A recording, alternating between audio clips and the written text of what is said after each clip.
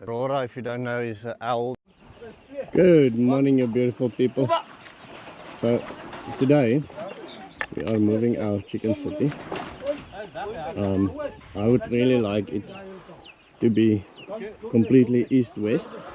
This is our east-west line, and the sun is important for us because that allows us one day, if we do decide to add a structure where we have where we want to put a roof on, that the sun goes straight over the cage. And or if we build a wall that allows us to either capture the most sun in the winter and the least sun in the summer. So east-west is important for us. So we're moving our whole chicken city. Before we start welding these parts in, these poles will come in on the length, and then we'll add some of these round poles as poles on the ground. Also wanted to thank Cherokee for some of the wires that she has bought. That will definitely go a long way. She bought some parrot wire. Some of this still needs to be picked up. Trick is the baby chicks are already inside, in and around the tent, so we need to move them with the cage. So that's why it's such a chaos, and obviously there's some roof plates on, so it's quite a heavy cage. This is barren soil. And so how do you add fertility to your barren soil?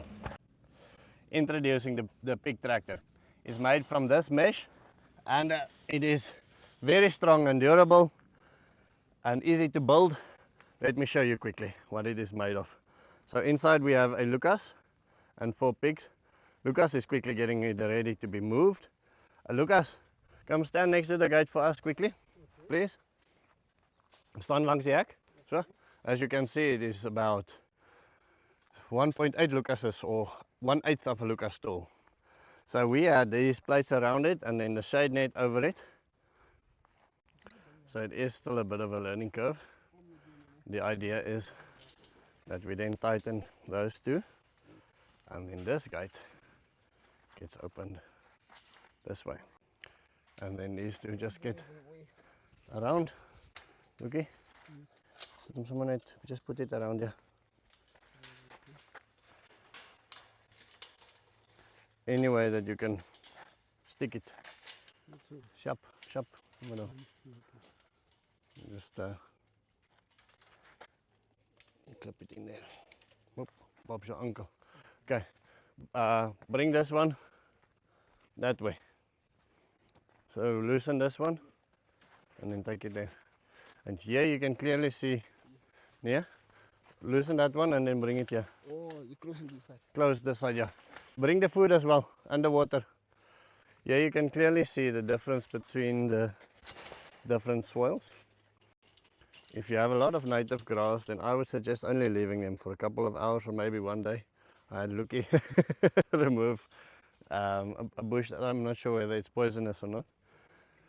But yeah, you can see they've been here, up here for a week now. We didn't move them because we hadn't had the gate ready. And easy as pie. Wow! You seem smart now, Lucky. Very nice. Okay. And put the food and the water in there for them. Okay, the other thing that we also add, not often but sometimes, and this is part of our compost making process, is some horse manure. Now they don't really eat it, but they scratch it around, and they basically give us a product that looks something like this afterwards. After they scratch it, so this we'll now add. See, there's a little bit of paper, plastic that we have to remove, but this we can now then change into a compost heap. We'll use the gathering process to find bits of plastic. Now the plastic is in here because we try our best to use recycled food. Now that comes from the shops, but the people there doesn't necessarily have a feeling for pigs, so they might add plastic into the heap, and so there's a constant story for us to then remove that. Adding water to the compost heap, just like that, and then once that is nice and wet, we'll do that for another 2 minutes or so. we then add water to the pigs. We'll add water up there and we'll wetten the soil so they have a nice place to dig.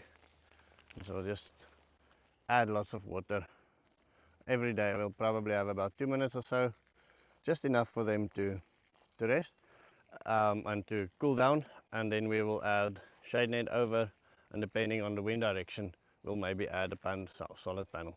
So this isn't the fastest panel, but it's the fastest tractor, but it's definitely one of the strongest and multi-purpose ones, because if you left this panel here, you could easily add some chickens in here and they could then scratch through this compost and through all of these things. And so that is our plan. We will eventually have some chickens following the pigs, and they will then clean up and eat the flies and things like that the pigs has left for the next couple of days. But it's incredible how clearly the difference is between this soil here and that soil there, and even more stronger here. You can see how much manure is here left by the pigs versus there is just pure blank soil. And a year from now, I think you will probably have lines in the soil, and you'll clearly be able to see where the I want to say the chicken tractor and the pig tractor has been running, and where we haven't reached yet. Hopefully we'll have a year before the pigs ever come back to this spot over here. Okay, so this is what Ims is doing. We are building a place for the chickens to sit up there, but first these ones will go to his house. This is one way to use free resources that we have everywhere. See these things we can get next to the railway for free. Now obviously free is a relative term. You still need an IMS and you need a machete. IMS, yes. Next time you cut, I quickly want to give you the tool from Huey's, okay, so you can test which one is better. Okay, well, we can maybe go together and we can make a video. Right. You need an IMS, you need a machete, and then you need a place to cut them. But we're gonna use this as a perch for the chickens. So I just got out of the car and Mika said the Aurora is back. So I'm very, very happy. Aurora, if you don't know, is an owl that we rescued. We rescued 11 owls. Mika, where is she sitting? And we rescued 11 owls. Now our previous batch is in the tree. There you go. Okay, hello young lady. Oh yeah, you can see. Hello. Oh wow.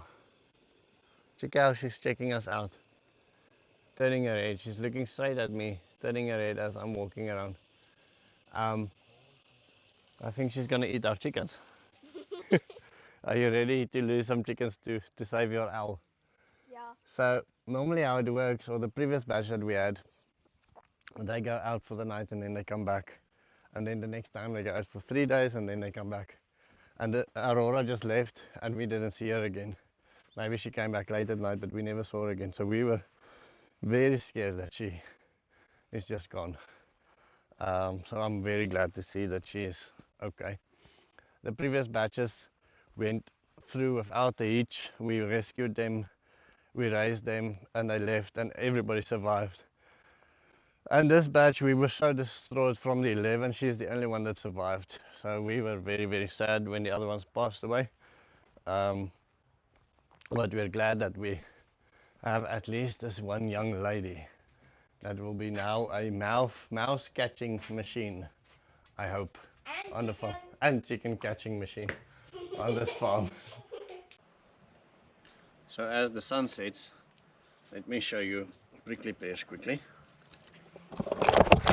Ah, my camera fell into the prickly pear bush, and that's not good. I stuck it onto this bush to be trying to be fancy with my angles. Anyway, this is the invasive in brackets prickly pear, and they are ready to harvest. Should we make some jam? I think we should. In any case, thank you so much for watching my movie. Thank you so much for everybody's support.